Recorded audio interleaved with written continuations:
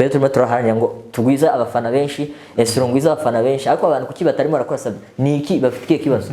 Nta subscribers nshaka, abazayikora ni Imana ishimwe, abatazayikora Imana ishimwe. Icyo ikintu kitazambuza kuvuga ubutumwa bwiza mu gihe ngihumeka umwuka wazima nicyo. Ariko mu gihe ngihumeka umwuka wazima, Mana ya Isiraheli ntarapfa kandi sinzopfa impfu nyinshi, nzopfa urupfu ubwo Imana yatekereje, nimfa nigare niringonga. Ariko mu gihe ngihumeka umwuka wazima, Mana yanjye, Imana izanshoboze kugira gusa ngo mbe igikoresho cyayo nyine. Banza tuvuge ko ubutumwa bupfuye bubyara umukristo upfuye. Umuntu wa kamere aryoherwa no kumva ibya kamere gusa.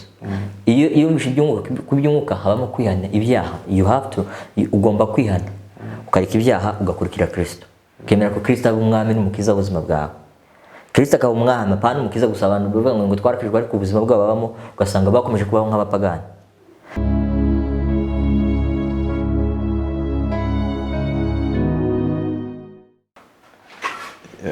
Nkuko mubibona, iyi ni REHOBOTH TV. Kuri kamera zacu nkuko mubibona dufite umutumirwa, umukozi w'Imana, akaba n'umuvugabutumwa n'indirimbo. Turakwakiriye. Murakoze cyane. Watangiye wibwira abakurikira REHOBOTH TV kugira ngo babashe kumenya neza. Amazina yanjye nitwa Ndayisaba Esro. Ndi umukristo w'ubusu bwa kabiri. Sengera mu Gatsata muri Faith Evangelical Church. Tumva umwirondoro wanjye wose ari uwo. Abantu bakomereye cyane no mu itsinda rya True Promises. No muri True Promises. Uyu munsi hari indirimbo yawe irimo kumvikana ku bitangazamakuru bigiye bitandukanye. Wagira icyo tubwira kuri iyi ndirimbo yawe nshyashya? Murakoze. Iyi ndirimbo ni indirimbo nakoze 2019, nari nakoze audio yayo, hanyuma uyu mwaka nibwo nakoze video yayo. Hanyuma indirimbo kivuga nuko ni isengesho ryanjye rya buri munsi, basi ndi gusenga Imana ngo Mana uzugendera muri njye, kuko iyo umuntu yakijijwe ntabwo ari we uba uriho, ahubwo ni Kristo ugomba kuba ariho muri we. So rero birashoboka cyane kandi bibaho ko Kristo yaza akaba umwami muri wowe, hanyuma wowe ibyo ukora byose ukabikora ku bw'icyubahiro cya Kristo. Kristo akagutegeka ibyo ukora, akanakubuza ibyo udakora, kubera ko iyo umuntu yakijijwe nyine aba abaye urusengero rw'umwuka wera. So iyo ni isengesho namusenga mbwira Imana kugendera muri njyewe mbe nka microphone, mbe igikoresho kugira ngo ibyo uzashaka ko mvuga nzabivuge, ibyo uzashaka ko ndirimba nzabiririmba. Niyo ndirimbo nicyo bivuze. Urakoze cyane. Abakurikira REHOBOTH TV, twakiriye umuririmbyi w'umuhanga, abenshi muramuzi, abantu bakurikiranira indirimbo za gospel hafi muramuzi, ni umuririmbyi w'umuhanga cyane. Yazanye indirimbo nshyashya yiwe, irimo iragenda icicikana hirya no hino ku bitangazamakuru, ku ma WhatsApp barimo barayisharinga. Tutarajya kure, turashaka yuko turirimbira kuri iyo ndirimbo kugira ngo abantu bakumvise bongere babashe kumenya neza uwo turi kumwe muri aka kanya.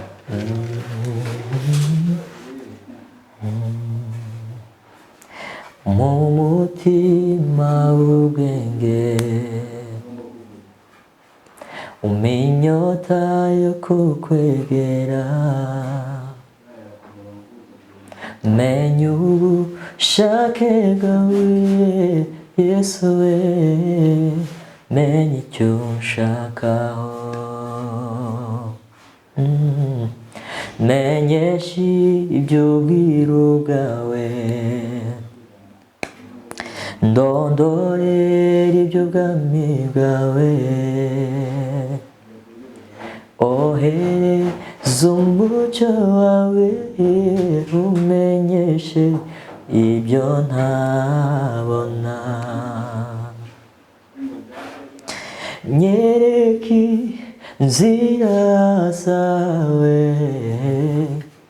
hishura ubwiza bwawe, kora ku maso yanjye, dusheho kukubona, ndusheho kukubona, ndakwihaye Yesu, gendera muri njye, abari wowe ugaragara bakumenye. Wow, indirimbo nziza, indirimbo yururutse umutima, indirimbo yagufasha kugirana ubusabane n'Imana. Indirimbo ari indirimbo iri guhembura imitima y'abantu bashaka kugirana ubusabane n'Imana. Esro, ni ukuvuga abahanzi baririmba gospel usanga hari abantu bibanda ku ndirimbo zo muri bikomere. Ugasanga hari abantu bigisha indirimbo cyane cyane mwihangane, twahuye n'ibyago ariko Imana izadutabara. Ni ukuvuga ngo iyo uhimba umurongo uhagazemo n'uwe mu ndirimbo zawe, kenshi amagambo agenda agaruka, cyangwa se icyo ushaka kubwira abantu ni iki? Okay, ndabanza mvuge kuri icyo uvuze. Hari indirimbo nyinshi, hari abahanzi benshi bene data n'amakorali menshi n'ibindi n'abapasiteri benshi, nyine tuvuga ubutumwa uburyo butari bwo. Hari uburyo turirimba dukoresheje Bibiliya ariko tugakuramo context ya Bibiliya, icyo iyo ukuri kwa Bibiliya umuntu akaririmba igihe hari nta bibazo bizashira. Umuntu uzumva iyi video rwose, iyo turirimba ngo ibibazo ngo birashize, kuriya ni ukubeshya abantu. Kubera ko Yesu yavuze ngo mukiri mu isi mufashije mu ntambara. Niba turi abakristo ibibazo bizashira ari uko Kristo aje. Ubutumwa rero, indirimbo nyene z'ubutumwa cyangwa se ubutumwa bwiza nyine, cyangwa se indirimbo ziri ubutumwa bwiza, ntabwo ntekereza ko tugomba kukubwira abantu ko ngo amarira ngo uri kurira ngo humura ngo ejo ngo biza. Okay, Imana ifite imbaraga n'ubushobozi bwo kuba yagukura mu kibazo cyangwa se ikakikurekeramo. Ko gukizwa ntabwo bitugarantinga kuko Kristo yaje kuduha amahoro niki, ahubwo Kristo yaravuze ngo bazabanga, bazabica, bazavuga nabi. Kubera iki? Ibyo ninjye babanje kubikora, ndi master wanyu, mwe murabagaragu, namwe bazabibakorera. So rero abantu bafata context bakayivuga bijyanye n'amarangamutima yabo, hanyuma Kristo nawe hari uko bivugaho. So rero gukizwa ntabwo bivuga ko ibibazo birangiye. Ikibazo ushobora kurwara ugapfana iyo ndwara, ko Paulo nawe yari afite igishakwe ngo yasenze inshuro 3, Imana nawe ati va muri ibyo, ubuntu bwanjye buraguhagije, ntuzongere no kubwira ngo nkigukize. Imana iramwihorera. So rero nyine indirimbo usanga na marangamutima niki, dukeneye kubwira abantu, umuntu akanezerwa mu kanya gatoya agasubira muri bya bibazo. Bwira umuntu Kristo, kuko Kristo no mu bibazo he is enough. Kristo arahagije, ajya duha amahoro no mu bibazo. So yabikuraho ni byiza, atabikuraho ni byiza. Icyubahiro kikabike, kuko hari indirimbo nkunda yariringiye ngo naho amashyo yashira inzabibu ntizera imbuto. Nyine kiriya cyanditswe kivuga ko ibintu byose nubwo bitagenda uko dushaka, ariko Kristo kuba ari umwami w'ubuzima bwacu, icyo nicyo kinejeje imitima yacu.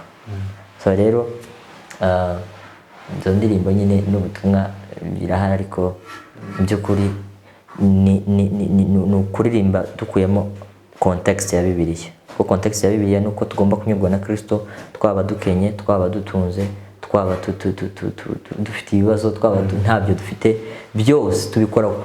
Kristo abikora kubw'icyubahiro cye.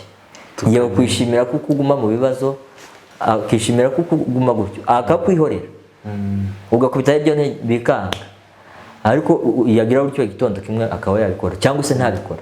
So rero nyine hari igihe tubiririmba ugasanga turimo turabivuga nyine ko cyukuri ntabwo ari byo. Ni ukuvuga ngo ntabwo abahanzi cyangwa se abaririmba indirimbo z'Imana ntabwo bari bakwiye kwibanda kubwira abantu yuko bagomba kuva mu bibazo, ahubwo ni ukubwira abantu ko bagomba kuva mu byaha, cyangwa se bakarushaho kugirana ubusabane n'Imana.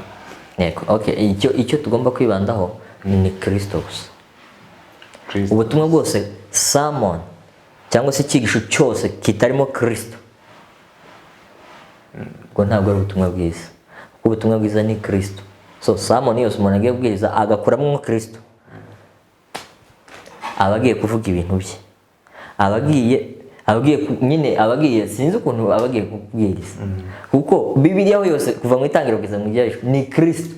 Abantu ntibakeneye ikindi uretse Kristo. Abantu bakeneye Kristo, kuko Kristo no mu bibazo abantu bagira amahoro.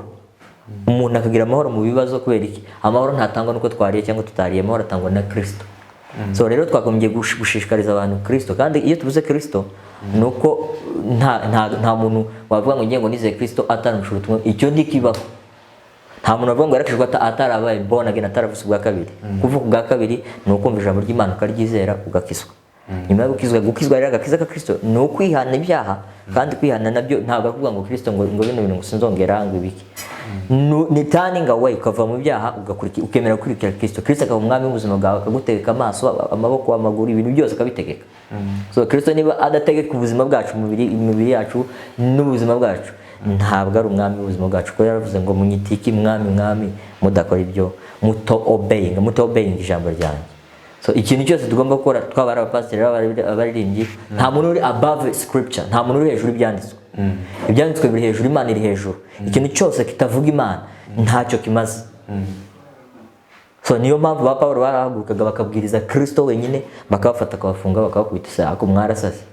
Twebwe Mose wacu muri kumushiraho kababwira ngo ibitabo Mose yanditse yavugaga kuri Kristo.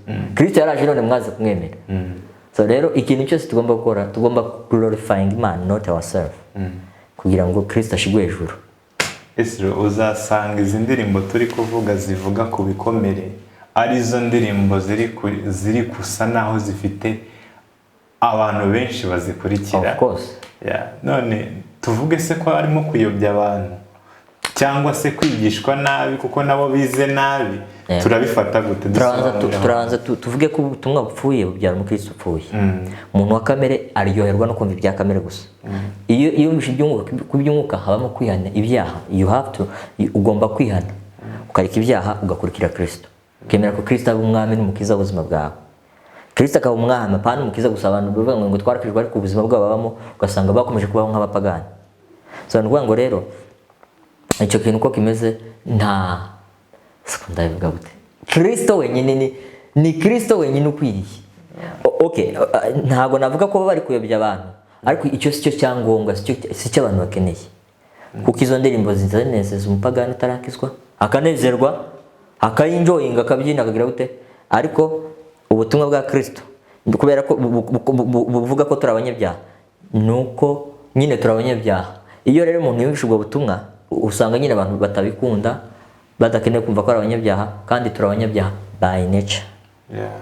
Tutarakora ibyaha, abadakora ibyaha bataramvishe ubutumwa bwiza bazarimbuka, kubera ko agakiza ntabwo ari ibyo, agakiza ni Kristo. Nuko umuntu yumva ubutumwa bwiza bwa Kristo agakizwa. Ibindi ni idini, ibindi ni agakiza kawe, ntabwo ari agakiza ka Kristo. Ntabwo kazatubuza kurimbuka rwose. Icyo cyo niko kimeze. Agakiza Imana yatanze ni Kristo. Biravuga ngo Mose yamanitse inzoka ku giti kugira ngo abantu bose bayirebe bakire. Ibyo byabaye kwereka Abisirayeli bivovoteye Imana ibateza inzoka. Kubera urukundo rw'Imana hahitagaragara undi mutima w'Imana, kavuga abantu bose banyibavute nakagombye ku bantu bose bagapfa, ariko reka Imana igahita iza n'undi igaragaza iyindi attribute yayo, kubera ko ari urukundo. Kavuga ngo abantu bose nubwo nabahanyirika mbabarire, Mose cura inzoka abayireba barakira. Niko Yesu ngo umwana w'intama nawe azamanikwa. Abantu benshi bumva ubutumwa bwiza bakarejectinga. Ntabwo barejectinze ubutumwa, barejectinze umwana w'Imana. Imana nayo izaba rejecting, ivuga ngo mwarejectinze umwana wanjye ari agakiza kanyu, mumve imbere. Yego. Ahangaha turaza gusa naho ducalenjinze abantu benshi, kubera yuko izi ndirimbo usanga hari igihe kigera umuntu wamenye bwa butumwa bwiza turi kuvuga agatakaza ibyiringiro. Ndagaruka igihe kimwe Yohana ari mu nzu y'imbohe yigeze gutakaza ibyiringiro. We wari warigishije Yesu Kristo, arongera mutumaho intumwa ziwe arazibwira ngo ese ni wowe cyangwa dutegereze undi. Bivuze ngo hari igihe kigera umukristo agatakaza ibyiringiro. Ese bari abantu bahimba ziriya ndirimbo ntibaba bari gutekereza kuri ba bantu batakaje ibyiringiro kugira ngo ibyiringiro byongere bibagaruke ndagira ngo dusobanurire neza abantu bazumva iki kiganiro kubera yuko ni indirimbo zikundwa n'abantu benshi nimba zikundwa n'abantu benshi rero hazabaho impaka ndende ndagira ngo tugerageze dusobanure iki kintu. Ikintu kimwe gihari ni iki nuko nanjye ntabwo navuze ko ari mbi ariko usanga indirimbo z'ibyiringiro ibyiringiro byacu ni Kristo. Umuntu ashobora kumva yananiwa akumva yacitse intege. Ntabwo dusubizwamo intege n'umuntu dusubizwamo intege na Kristo. Iyo ugiye ugasoma ijambo ry'Imana ugasenga Kristo niwe intege ngo abarambiwe ngo batibashije akabongera imbaraga. Ntabwo dushiramo umuntu, nta muntu turi buze gushiramo ngo we ngo ushobora gushira gusubiza ngo abantu imbaraga. Ntabwo uri Imana, nta muntu Imana we, nta muntu uri Imana, twese turi abantu. Ico twosubizamo intege mu bantu ni ukubaca intege. Ariko Kristo azavuga ijambo rimwe iyo umuntu yakitse intege umuntu akongera akumva imbaraga. Ni Kristo. Ntabwo turi buse ngewe ntabwo nzi bije kuvuga ngo umuntu ngo indirimbo indirimbo iyo umuntu ihumekewe n'ubutumwa bwiza bwa Kristo koko bivuga Kristo. Iyo Kristo ageze iyo ndirimbo igeze mu mutima w'umuntu ivuga Kristo, umuntu yari yakiriye Kristo nk'amwe mukiza koko yarakishijwe yarafutse bwa kabiri asubizwamo imbaraga. Yego. Ariko indirimbo zisubizamo abantu ibyiringiro se sawa nuko tukomeze. Gutyo ntabwo tubirangije. Ibyiringiro ni Yesu Kristo. Ibyiringiro ni Yesu Kristo. Nuvuga ngo icyo ngenda sobanuye n'ubundi ni Yesu Kristo. Ni Yesu Kristo niwe byiringiro. Ibyiringiro by'abakristo ni iki? Ni Yesu Kristo. Ni Yesu Kristo. Kubera iki? Kubera ko yazutse. Bibiliya Paulo yaravuze ngo iyo atazuka ibyo turimba bari ubusa ibyo tubwiriza bari ubusa. Kubera ko iyo atazuka tuba turi abanyabyaha tuba tugipfuye. Nubwo ibyiringiro by'abakristo twese tubimenye nuko Kristo yazutse. Niba atarazuka biravuga ngo niba atazuka ngo ibyo twese turacyapfuye turabanyabyaha kubera ko twazukanye nawe. Iyo Kristo ataza kuzuka twari kuguma dupfuye. Ariko Bibiliya Imana iravuga ngo yatuzuranye na Kristo. Nibyo byiringiro by'abakristo. So iyo umuntu yakitse intege ntabwo tuvuga ngo aba yatakaje ibyiringiro. Ibyiringiro ni Kristo kandi nta wata hari igihe ducika intege mu buzima ukumva ibintu. Niba wakoraga devotion wasengaga ukumva nta mbaraga. Bibaho rwose bibaho. Ariko ikidusubizamo imbaraga ni ijambo ry'Imana. Ni ijambo ry'Imana gusa. Niba dutegereje ngo abaririmbyi ngo niba zadusubizamo bivuga ngo n'abaririmbyi bagomba kuririmba ijambo ry'Imana. Yego. N'abigisha bagomba kwigisha ijambo ry'Imana. Twese abaririmbyi barimba gospel usanga turi kuririmba nyine ijambo ry'Imana ariko twakuyemo context. Gasanga turimo turirimba prosperity gospel. Turimo turirimba iby'amasezerano adufitiye byinshi. Isi umuntu avuze ngo Imana ifitiye byinshi atarakizwa umunyedini uzugira ngo iwe ntajya nezerwa. Ariko ubwo ntabwo ari ubutumwa bukiza umunyabyaha. Ubutumwa tugomba kuririmba ni Kristo. Repent and believe in Christ. Indirimbo zose zishingiye kuba ziglorifying Kristo. Kandi iyo tuvuga Kristo ni gospel ni Kristo. Gospel egare Kristo. Kandi gospel ya Kristo ntabwo ubuntu bwa Kristo butuma abantu bakora ibyaha. Ubuntu bwa Kristo ni uburenganzira ni license to obey him. Ntabwo ari license yo gukora ibyaha. Abantu bakora ibyaha bavuga ngo babitewe n'ubuntu. Niba Kristo ari umugabura w'ibyaha wose Kristo w'Imana si we Bibiliya ivuga. Ubwo nyine n'ubundi Kristo w'abantu bimajinye baravuga ati ngewe Kristo naramwizeye yarampfiriye ariko ngewe nzakomeza nkomeze nkora ibyaha. Niba Kristo Bibiliya yavuga ngo Kristo ngo ntabwo ari umugabura w'ibyaha. Ngo Imana ngo ntabwo ngushuka abantu ngo gukora ibyaha ngo nta n'uwayishuka muri Yakobo. So rero Kristo ntabwo ari umugabura w'ibyaha. Niba abantu bavuga ngo barakijwe kubw'ubuntu bagakomeza gukora ibyaha uwo ntabwo ari Kristo uzabajyana mu ijuru. Ko Kristo uzabajyana mu ijuru iwe aravuga ngo tugomba kwihana ibyaha tukabireka tukemera kumukurikira tukiyanga tugakurikira Kristo. Aha bivuze ko hari abantu barimo bazi ko bari kwigisha ubutumwa bwiza kandi ari ubutumwa buyobye. Mu by'ukuri nta ubutumwa bwiza bwose butarimo Kristo no butarimo kurangira umunyabyaha aho agomba gukirira ko ari muri Kristo nta kintu yakora ngo akizwe. Ntabwo ari ubutumwa bwiza. Ntabwo tuzatinya kubivuga. Ntabwo tuzatinya kuvuga ukuri kwa Bibiliya kuko ntacyo turusha ba Paulo bavuze ibyo bakoze bakabibakora. Ntacyo turusha ba Petero babambye bacuritse. Kristo arahagije ubutumwa bwiza ni Kristo kandi Kristo nabivuze nuko umuntu wese ugomba kujya kubwiriza igituma biravuga ngo umuntu atanga ibyo afite, umuntu mwiza atanga ibyiza nkuko biri mu butunzi bwe bwiza, umuntu mubi atanga ibibi. Niba turabumuka tugatanga ibya kamere, nukuvuga ngo turaba kamere, kuko umuntu w'umwuka ntashobora gutanga ibya kamere. Icyo ntikibaho. Biravuga ngo umwuka na kamere birahabanye. Umwuka w'Imana rero icyo akora niki? Ni uguhamya Kristo. Niba sermon zacu ibyo tubwiriza tutarangira abantu ko twese turabanyabyaha, kutumvira kumwe kwatumye abantu bose baba abanyabyaha. Kubera iki impamvu banga kubibwiriza mu rusengero niki? Ntabwo bakeneye kubangamira abantu. None urabwira umuntu ngo ni umunyabyaha, niba yaraturaga amaturo icya 10 biraba bigize, ntabwo yaba agituye.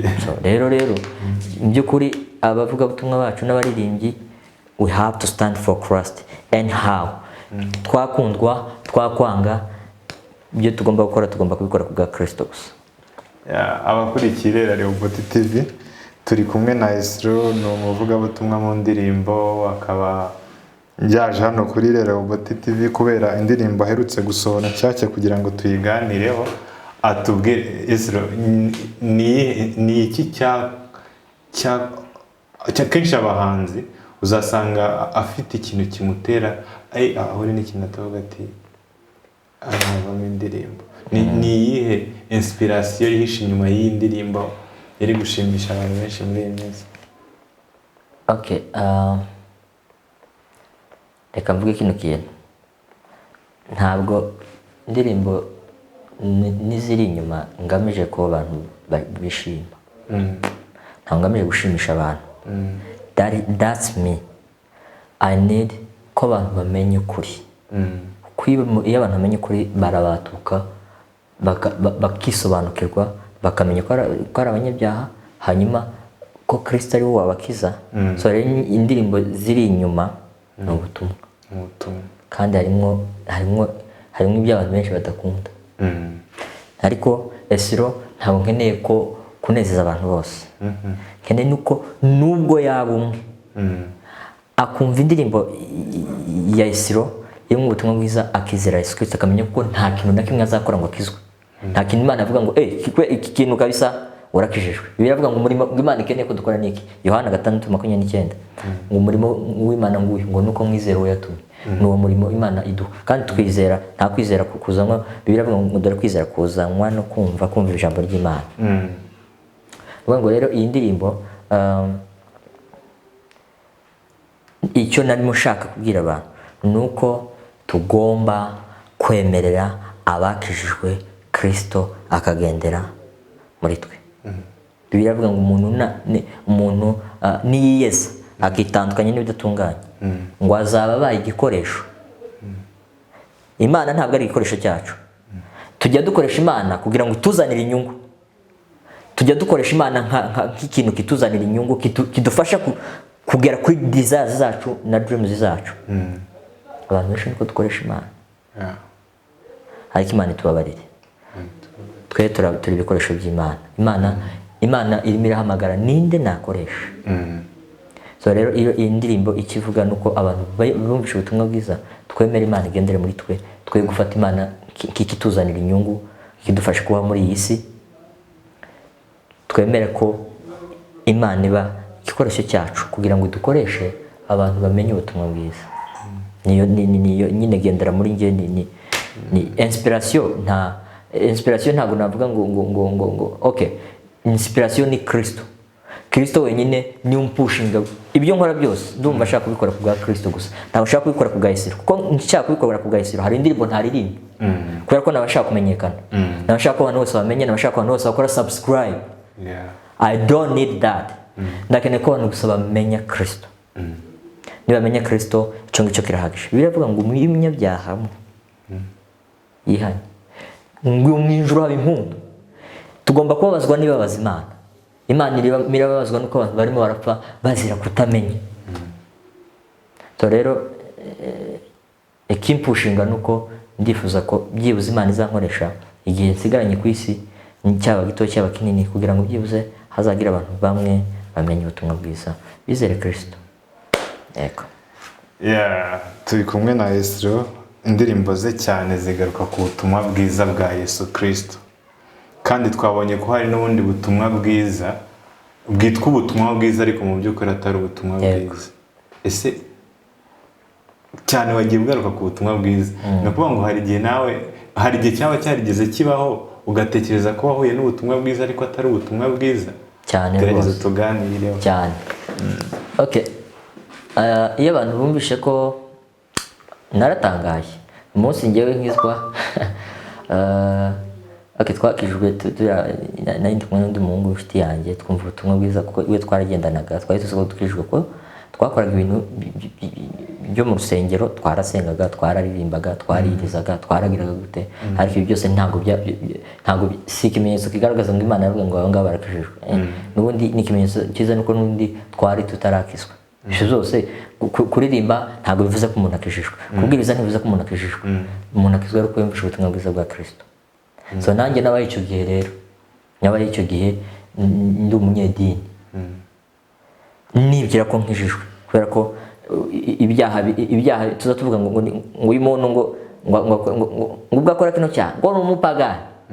Ibyaha byose imbere y'Imana byose ni ibyaha. Yakobo yaravuze ngo iyo wishe ngo itegeko rimwe wishe yose, kandi itegeko rikubuza ngo ntugasambane n'iryo rikubuza ngo ntukice. Iyo ukoze rimwe rero ngo wishe yose. Kuvuga ngo rero icyo gihe nakibayemo igihe kinini rwose, ariko ndashima Imana kuko agakiza nizeye Kristo ntabwo nsindishirizwa na Esro nuko ndirimba cyangwa nuko ndi kuvuga bintu, nsindishirizwa na Kristo wenyine. Kristo niwe gakiza Imana yatanze. So rero nagira ubuntu nyine maze igihe kinini mu rusengero, ngiye ko nakijijwe tarakizwa. Mwuka wera, Bibiliya yavuga ngo Mwuka wera azatsinda bisa bimeze ibyaha byabo, ngo kubera ibyaha byabo kubera ko batize Yesu Kristo. Cya kabiri ngo ibyanditswe byera bitwigisha ibintu bine, bitwigisha kumenya, bikatwigisha kumenya Imana, bikatwigisha bikatwemeza iby'ibyaha byacu. Mwuka wera, iyo umuntu nta muntu ukizwa atazi ko ari umunyabyaha, icyo ntikibaho.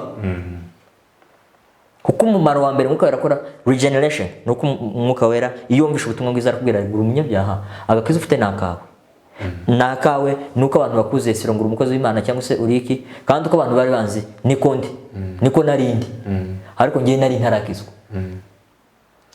Aho hantu baraza kuba confused, kumva ngo uko bakubonaga niko wari uri ariko wari utarakizwa. Nari ntarakizwa. Okay, reka mbisobanure. Bisobanure neza abantu. Nari ntarakizwa kubera ko umuntu akizwa ari uko yumvishe ubutumwa bwiza. Tahandi Bibiliya avuga ngo dore kwizera kuzangwa n'iki no kumva iki ubutumwa bwiza, gospel of Christ. Iyo umuntu ataramva ubutumwa bwiza nta born again bihari, kuko tuba born again by Holy Spirit. Mwuka wera ni regeneratinga akatwemeza ko turi abanyabyaha bitewe n'ubutumwa bwiza bwa Kristo bwabwirijwe. Ubutumwa bwiza bwa Kristo nta butumwa bwiza buhaba hatabaye inkurumbi nuko twese turi abanyabyaha. Kubera Bibiliya avuga ngo bose bakoze ibyaha ntibashikira ubwiza bw'Imana. Turi abanyabyaha twabikoze, turi abanyabyaha tutabikoze, kubera ko dufite icyaha cy'inkomoko. Natire yacu irapfuye kubera iki? Kutumvira kumwe ari we Adamu kwatumye abantu bose, kubera ko twese twari muri Adamu ni sokuruza wacu ku mubiri. So nukuvuga ngo twese rero tuvuka dupfuye. Bibiliya ni kwivuga. Impamvu rero tutabwiriza ibyo ngibyo nuko ntitwene kubangamira umuntu. Ariko ubwo ntabwo niba tutabwiriza ukuri kwa Kristo ko kuri. Uko kuri kwa Kristo umuntu aza kumva akabangamira. Ariko ukuri niko gukiza abantu. Ntabwo dukizwa n'ibinyoma. Dukizwa n'ukuri. Nta nubwo dukizwa na realite z'abantu, dukizwa n'ukuri kw'ijambo ry'Imana. So rero abantu bazabireba maze iminsi nanabivuga ku mateleviziyo yandi, nari ntarakizwa. Okay, hari abantu barekamye ngo yanga urakishijwe ngo wari ukishijwe. Ese mubabajwe nuko nakishijwe? Ndi kubabwira ko nari nabayeho ntarakizwa ngo yanga ibyo ngibyo. Ibyo ni bibareba. Ngewe nari umupagani. Kubera iki? Sinasambanaga, ariko ntabwo kudasambana bivuze ko umuntu akishijwe. Nari umunyabyaha by nature, natire yanjye irapfuye. Bivuze ngo n'ubundi mbere utarakizwa nkuko mukuri kutubwira n'ubundi ntabwo wakoraga ibyaha. Noneho ntekereza okay, hari ibyaha nakoraga, hari n'ibyo ntakoraga. Ariko kandi n'uyu munsi wakijijwe nabwo hari ibyo ushobora gukora. Yego, birashoboka rwose ko nshobora kugwa mu cyaha. Abantu ntibakajya mu butumwa nabi, ntabwo kuvuga ko umuntu akijijwe bivuga ko iyo adakora ibyaha. No, nshobora kugwa mu cyaha rwose. Ariko iyo ngoye mu cyaha mba mbayeho ubuzima butankwiriye, kuko biravuga ngo Kristo yabakuye mu mwijima abashira mu mucyo. Donc twavuye mu bata bwa Satani adushira mu bubata bwe bw'umwana we kunda, nukuvuga ngo turi imbata zo kumvira. Kera ntitwumviraga umwuka wera, ariko noneho Imana iyo umuntu amaze kwizwa ka born again, nukuvuga ngo ibyo agiye gukora ntabwo azabyibashisha n'imbaraga ze. Imana niyo mpamvu yatanze umwuka wera. Umwuka wera aranshoboza kandi ubuzima bwanjye bugenda buhinduka. Kubera iki? Kristo niba ari umwami, namuhaye ingingo zanjye zose. Kristo n'amaso yanjye yategeke n'ibyo areba, n'amaguru yanjye yategeka n'ahajya, amaboko yanjye yategeke n'ibyo akora, amatwi yanjye yategeke n'ibyo yumva. So Kristo rero araza, nubwo bitahita ba automatique, ariko agenda ampindura uko bukeye nuko bwije. Nibwo rwa rugendo rero umuntu amaze kwizwa yinjira mu rugendo rwo kwezwa. Ahangaha abantu bari buze kuba confused, natwe turagerageza kubabariza kugira ngo umuntu uzabyumva azabashe gusobanukirwa. Hari uko wari umeze igihe wibwiraga ko wakiriye ubutumwa bwiza, ariko mu by'ukuri atari bwo. Noneho hari n'uko umeze ubu ngubu. Ndagira ngo utubwire imbaraga zatumaga udakora, udasambana, utakora ibindi byaha byose umuntu wamenye Kristo adakora. Baraza kwibaza ngo izo mbaraga si Yesu Kristo wari warakiriye wagushobozaga kunesha ibyo byose. Basobanurira. Hari idini. Idini ritwigisha kudasambana, ritwigisha kutagira gute ibintu byose amategeko. Ari amategeko rizarihagarara ku mategeko reka bati timukazamubwira gutya, nimukazamubwira gutya, nimukazamubwira gutya. Ndashaka gusobanura ikintu cy'amategeko. Ntago dutsindishirizwa n'imirimo itegetswe n'amategeko. That is the gospel, that is the Bible. Dutsindishirizwa by grace through faith alone in Christ. Cyo ni cyambere. Abantu ntago bari buze kuba confused, kuko nabwiye ukuri kose. Nabwiye ko nta muntu ukizwa atari mu butumwa bwiza. Icyo ni cyambere bagomba kumenya. Kandi si ngombwa ngo abantu bose babyumve. Ntago ngombwa abantu bose ngo wahita babimenya. Imana igiri ubuntu irabibamenyesha. Gusa icyo dushaka no kugira ngo abantu bose, biravuga ngo Imana yifuza ko abantu bose bamenye kuri bagakizwa. So rero nukuvuga ngo iyo umuntu atarakizwa iki cyose ndagisubira mu ko n'ipfundo ry'ibintu biri. Imbaraga zanshobozaga nakuriye mu idini, nakuriye mu rusengero. Kandi icyo nicyo cyisha abantu benshi, kubera ko bakuriye kwa pasiteri bagakora mu rusengero, bagakora baririmba. Icyo nicyo kibi, kubera ko havuka proudness. Njye sinyakora bino bintu. None ugasanga turimo turajyaginga n'abakora ibyo twe tudakora, kandi hari ibyo natwe dukora ibo badakora. No kuvuga ngo rero idini ryatwigisha ibyo ngibyo, ariko kudakora ibyo ngibyo agakizaho gashingiye ntabwo ari byo wakoze cyangwa utakoze biguha agakiza. Dukizwa kucyo Kristo yakoze. Nako gakiza, icyo nicyo gisubizo.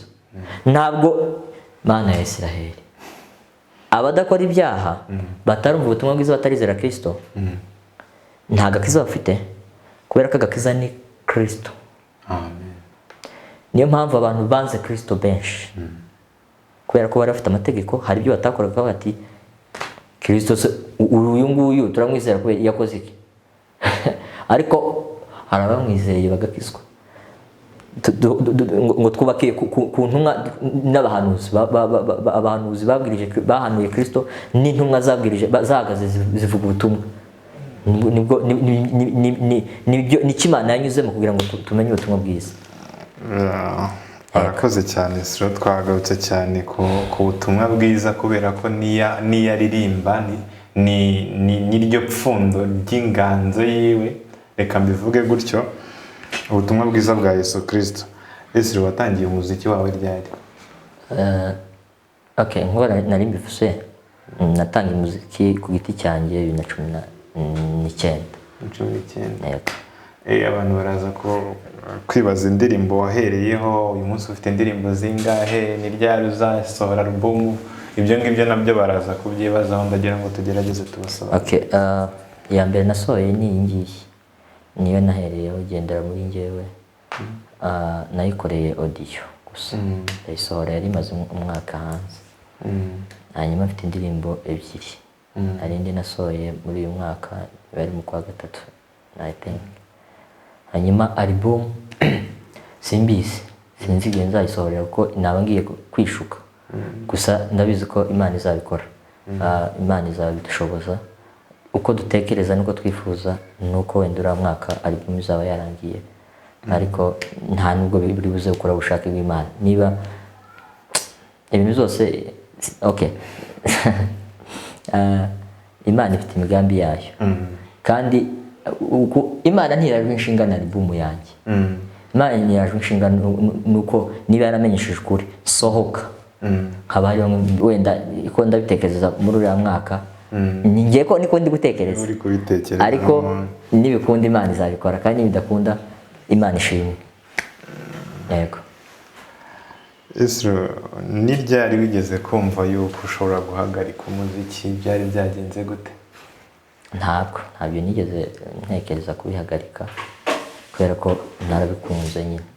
Ntabwo wigeze uhura n'ikintu ngo wumve kiguciye intege, cyumve cyawe gukura mu muziki ukavuga uti reka ntacyo nzakomeza ndirimba muri groupe naririmbagamo? Byari byagenze gute? Nahuye ni challenge duhura nazo n'abantu, singenzi nazo ngenyine n'abandi bose bahura nazo, hako ntabwo nigeze ngera kuri extent yo kuvuga ngo ibintu by'umuziki mbivuyemo. Oya. Byari byagenze gute icyo gihe? Ni challenge zisanzwe iyo ubona wenda udafite ubushobozi bwinshi bwo gukora ibintu uko ubyifuza, wumva ucitse intege yakose ibi bintu, ariko maze gukizwa ibyo ngibyo si cyo kintu kindaje inshinga. Nizisohoka ni amahoro, nizidasohoka Imana izanyingirira ubuntu, nzajya nsohoka uwo mbonye duhuye. Imana ningirira ubuntu mubwira ubutumwa bwiza, kuko indirimbo nyinshi usanga nta nubwo n'indirimbo tuzimba ntabwo zivuga ubutumwa zose, ye kutugerageza kubikubiramo kugira ngo bumve iby'ingenzi, kugira ngo byibuze abantu bagira. Ariko Imana iradusaba kugenda go mu mahanga yose, byo mu mahanga yose. Esro, umuntu uvuga ubutumwa bwiza bwa Yesu Kristo mu ndirimbo atandukanye n'umuntu uririmba zino ndirimbo zisanzwe dukunda kwita ngo indirimbo z'isi. Ni ukuvuga ngo umuntu uririmba zino ndirimbo za gospel akwiye kwitwara gute kugira ngo ya myitwarire yiwe nayo ubwayo ivuga ubutumwa? Icyo navuga wenda ni uko niba turi abaririmbyi barimba ubutumwa bwiza cyangwa se bakijijwe, ntabwo abaririmba ubutumwa bwiza cyangwa se abaririmba Yesu Kristo bose bivuze ko bakijijwe. Oya, aho tuba tugiye koresha ubutumwa bwiza. Ko Yesu yaravuze ngo nzababwira ngo mumve imbere mwarahanura, bavuge ngo twarahanuraga mu izina ryawe, twararimbaga mu izina ryawe, ariko bavuge ngo mumve imbere sinigeze kubamenya. Ntabwo njya kubeshyira ubutumwa bwiza rero. Gusa icyo navuga umuntu wavutse ubwa kabiri, born again, umuntu wavutse ubwa kabiri, ko abantu benshi tuvuga ko twakijwe, ariko tuvuga ko dufite salvation without born again, kandi born again izanwa no kumva ubutumwa bwiza. Iyo wumvishe ubutumwa bwiza ntubwizere, nta kindi kiba gisigaye. Ntabwo tubuze kuvuga ngo umuntu warakijijwe. Oya, ibyo ni ukubesha. Uko ni uguhagarara umuntu agahagarara kuri Bibiliya akayikandaga akavuga ati Bibiliya yose uko yakabaye nta kintu kirimo. Ariko ubutumwa bwiza, icyo inama natanga ku bantu bakijijwe bamenye ubutumwa bwiza, ikituranga ni iki? Niba twarakijwe, Bibiliya ngo cyabyawe n'umubiri, ngo nacyo ubwacyo n'umubiri, cyabyawe n'umwuka nacyo ubwacyo n'umwuka. Niba twarabyawe n'umwuka, nta kindi tuvuga, nta kindi turirimba Kristo. Kuko umwuka icyo yaje gukora ni iki? Yaje kubwira ngo amenyekanishe Kristo. Niba indirimbo zacu zitamenyekanisha Kristo, kandi Kristo amenyekanira kuko ni umukiza w'abantu. Abantu ni abanyabyaha, Kristo ni umukiza. Abantu ni abanyabyaha, Kristo ni umukiza. Imana irimo irahamagarira abantu bose kwizera umwana wayo kugira ngo bakizwe. Rero inama nababwira ni ukugira ngo niba kuko twarakijijwe turirimbe Kristo. Tureke kuririmba amafaranga n'amazu n'amavisa n'ibintu bijyanye n'amarangamutima y'abantu. Umuntu nayumva ari bushiduke avuga ngo Imana ngo ubwo ntabwo ari buri buze gukiza, ubwo si ubutumwa buri buze gukiza umunyabyaha. Rero icyo inama ya kabiri natanga ni ukugira ngo abantu niba twarakijwe mu by'ukuri tubabazwe n'ibibabaje Imana. Imana ibabajwe nuko abantu barimo barapfa bazira kutamenya. kuri. Imana yaduhaye impano kugira ngo tuzikoreshe kubw'icyubahiro cyayo, ntabwo yaziduhaye kugira ngo tuzikoreshe kubw'inyungu zacu. Yego, iyo niyo nama nabahereza. Kandi umugabo Paul yaravuze ngo tugomba kwiga ijambo ry'Imana, tukabaho ubuzima bw'iryo jambo ry'Imana, tukavuga ijambo ry'Imana. Niba ubuzima bwacu butandukanyije n'ibyo turirimba, Kristo niba ari Kristo, ariko twe tugakomeza tukabaho ubuzima butandukanyije n'ibyo Kristo ashaka, nta kibuza ko n'ubundi ubwo buzima nibwo bugaragaza umuntu uwo ari we. Niba tubaho ubuzima bw'ibyaha, ntabwo tuvuga ko dukijijwe, turi abanyabyaha. Rero abantu turirimba ubutumwa bwiza nyine, twamamaza Kristo, tureke kwiyamamaza no kubikora nk'akazi. Ntabwo ari gospel industry, ibyo ni by'abantu. Ngo nyine nkaho ari isuka ihaye guhingira. Mana yanjye, Imana turimo turayikoresha kugira ngo itubyarire ibintu, tubyarire amazu n'amamodoka n'ibiki. Ariko icyo Imana izakora nayo izatwihakana, kubera ko Kristo ntabwo yapfiriye abo atabasha kuyobora. Kristo yapfiriye abantu kugira ngo twemere kuyoborwa. Turi abagaragu ba Kristo, we have to obey. Kandi iyo umuntu yakijijwe, si ngombwa abantu bose bagukunde mu by'ukuri. Twe turimo turaharanira ngo tugwiza abafana benshi, Esro ngwiza abafana benshi, ariko abantu kuki batarimo barakora ni iki? Bafite kibazo, nta subscribers nshaka. Abazayikora ni Imana ishimwe, abatazayikora Imana ishimwe. Ikintu kitazambuza kuvuga ubutumwa bwiza mu gihe ngihumeka umwuka w'abazima nicyo. Ariko mu gihe ngihumeka umwuka w'abazima, Mana ya Isiraheli, ntarapfa kandi sinzopfa impfu nyinshi, nzopfa urupfu ubwo Imana yatekereje. Nimpfa n'igare n'iringonga, ariko mu gihe ngihumeka umwuka w'abazima, Mana yanjye, Imana izanshoboze kugira gusa ngo mbe igikoresho cyayo nyine. Tugomba kwamamaza Kristo, tugomba kubabazwa n'ibiri kubabaza Kristo, apana kubabazwa n'ibiri kutubabaza. Ngo abandi ngo bafite imodoka, ngo ariko ngewe, ngo ngewe byagenze ngo Imana ngo ni umwaka, tukaje gusengesha umwaka. Ibyo ngibyo ni ubuyobe. Inyatsi. Abari muri Kristo baba bahindutse ibyaremwe bishya, byakera biba bishize, tuba turi ibyaremwe bishya. So rero kuba ndafite imodoka si ikibazo, si uko ndakijijwe. Kuba ntazabona inzu cyangwa se kuba ntazagera muri Amerika visa, ariko visa yisha abantu turimo gukena ngo twese baduhanire kuja hanze. Ese kujya hanze tutajyanye ubutumwa, tudafite umutima w'Imana wo kujyana ubutumwa bwiza, ngo hanze ngo niho amafaranga, ngo none umuntu yagira gute? Ibyo bitandukanyije no kuri kw'Imana nuko twiyanga tugakurikira Kristo. Yego, abantu bari butekereze yuko udakeneye subscribe, kandi nazo zirakeneye kugira ngo baze babwire ubutumwa bwiza. Nshuti yanjye, abantu bataza kugira ngo nta subscribe ukeneye. Okay, ntabwo ndibuze ko icyo si cyo cyame. Abantu ba subscribinga na amahoro. Hari abantu bazabyumva bagasubscribinga simbazi, hari simbazi. Aho none ibyo ni biki? Hari abatabikora kandi wenda gashobora kuba banze. Ibyo byose okay, ikintu cya subscribers ni akenshi byose tubikora kubera ko YouTube isigaye itanga amafaranga. Abantu none barahagurutse, abantu bose bakeneye kubikora nk'akazi, bakibagirwa misiyo nyayo. Ariko ntibibuke ko indirimbo bari gutanga zirimo zirahenebereza abantu, gusa ngo babe barishakira amafaranga bagakora ibintu biki. Okay, ni byiza ko abantu guhaguruka bakagira, ariko kuri kote y'Imana ibyo ni business. Iyi Imana turimo turayikoresha nka business, nka supermarket, ukinjira ukagira. Iyo si Imana yo mu ijuru. Imana ntabwo yaje kuduha ubukire, Imana yaje kuzura abari bapfuye kugira ngo babone ubugingo. Iyo niyo business y'Imana. Business y'Imana ni winning soul, ni kugira ngo abantu bakizwe bizere Kristo. Ibindi ni inyongera, yaziguha nkuko ataziguha. Yego. Hari ikintu tuzagarukaho abantu bakurikira IREHOBOTH TV, wenda nawe dushobora kuzaba turi kumwe tukaganira ku kintu cyitwa business as a mission. Umuntu agakora business ariko ari mu butumwa bwiza. Ibyo ngibyo icyo okay, tuzakiganira ikindi gihe, kuko ngiye ntabwo navuga ibintu bya business rwose. Ntabwo navuga ibintu bya business kubera ko ntabwo ndi gukora abantu ngo bareke gukora. Abantu ni bakomeza bakore, ariko Kristo ni umwami wa byose.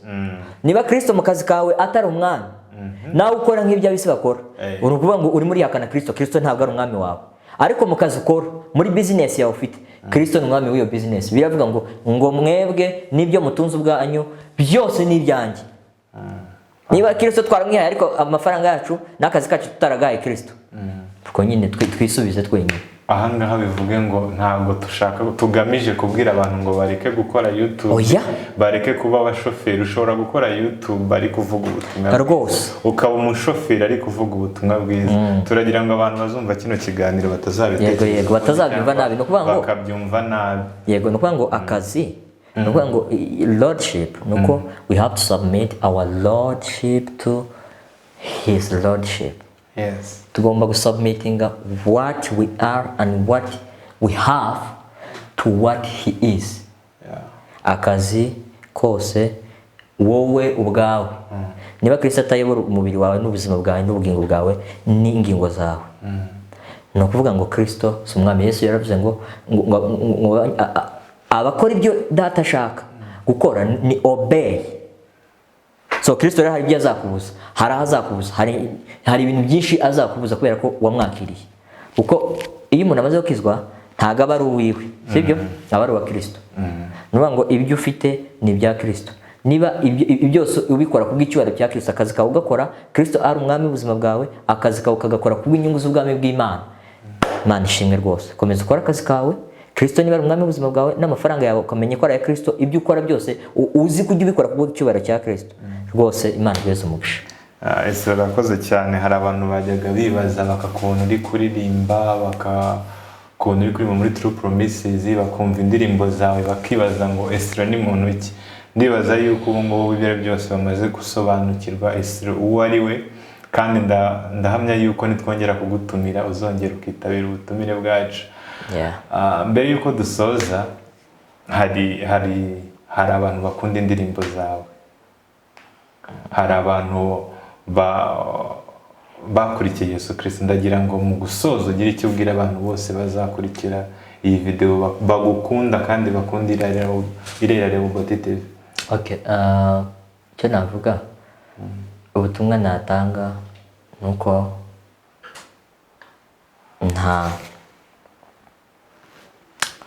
numva ubutumwa natanga ku bantu bose baba badukurikiye cyangwa se n'abantu badukunda. Icyambere ni ukudusengera, hanyuma icya kabiri nicyo nahereyeho mbere, nuko nta gakiza kabaho niba umuntu ataravuga ubwa kabiri. Nta kuvuga ubwa kabiri kubaho niba umuntu ataramva ubutumwa bwiza. Ubutumwa bwose bwizwa mu rusengero ntabwo ari ubutumwa bwiza. Ubutumwa bwiza nuko umuntu agomba kumenya ko ari umunyabyaha, nta kintu yakora, akizera Kristo. Kristo yamara kugira mu buzima bwiwe, umuntu akaba arakijijwe. Abantu nkunda bose ngomba kubabwira icyo Kristo ashaka, no kugira ngo Imana yunge nabo binyuze muri Kristo. Ibindi byose ni bisanzwe. So rero Imana ibahe umugisha. Twibanze cyane ku butumwa bwiza cyane, kandi n'ubundi nibwo dukwiye kwibandaho, ariko ndagira ngo abantu bakumvise muri True Promises bongere bumve ijwi ryawe urimo kuririmba duhita dusoza, usenga dusoza. Okay. Fasha umwanya mwiza wo kuvuga imirimo y'umwami wacu Yesu yakore y'igorogota, yakoreye umurimo mwiza wo kuducungura, none ubu turabana be, twavuye mu bise by'amaraso yiwe, none ubu turabana bo mu bwami bw'Imana Data. Tuzahora turirimba indirimbo y'ikaruvari, tuzahora turirimba indirimbo y'ikaruvari. Amen. Reka dusenge dusoza. Uhoraho Mana Israheli, turagushima kuko wari uri ejo n'uyu munsi ni kuri kandi ni kuzahoraho iteka ryose. Ntabwo uhindurwa na leta, ntabwo uhindurwa n'abantu, ntabwo uhindurwa n'imbaraga z'isi, ntabwo uhindurwa n'ibigaragara cyangwa ibitagaragara. Uri uko wahoze, uri Imana y'urukundo, uri Imana y'imbaraga, uri Imana yanga icyaha. Uko wacyangaga kuva kera n'uyu munsi niko ucyanga.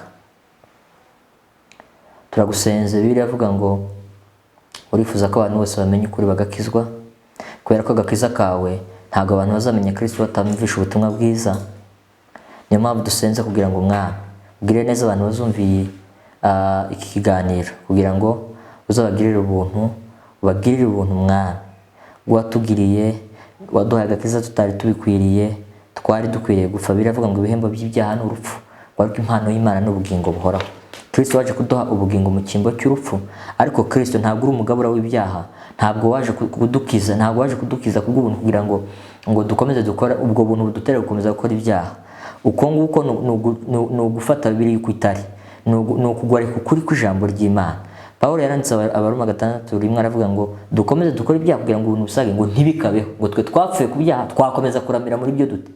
Ndagusenze kugira ngo Mana, mu gihe udutije mu minsi uduhaye yo kubaho, twe kwibaho nk'uko dushaka, ahubwo tuyibeho nk'uko ushaka. Duhe guhagarara, duhe gushira amanga, kugira ngo Mwami Yesu duhagarare ku kuri kwa Kristo anyhow uko bizagenda kose, kugira ngo ukuri kumenyekana, abantu bose bamenye ubutumwa bwiza. Nico Mwami wifuza. Rero dusengeye abantu bose, dusengeye igihugu cyacu cy'u Rwanda, abaririmbyi, abapasiteri, abashumba n'abandi bantu bose, kugira ngo twese tumenyeshe ukuri k'ubutumwa bwiza, kugira ngo ari byo dushira imbere, tubabazwe n'ibiri kukubabaza, tunezezwe n'ibiri kukunezeza. Rero Mwami, bana natwe kandi utugirire neza, ukomeze gutuma isi yose kumenya Mwami, isi yose imenye ubutumwa bwiza. Tukwizere kandi twizere Yesu Kristo ko niwe gakiza, niwe mucunguzi, niwe mukiza wacu. Izina ryawe ndishimwe kandi izina ryawe nishimwe hejuru muri byose, mu izina rya Yesu Kristo. Amen.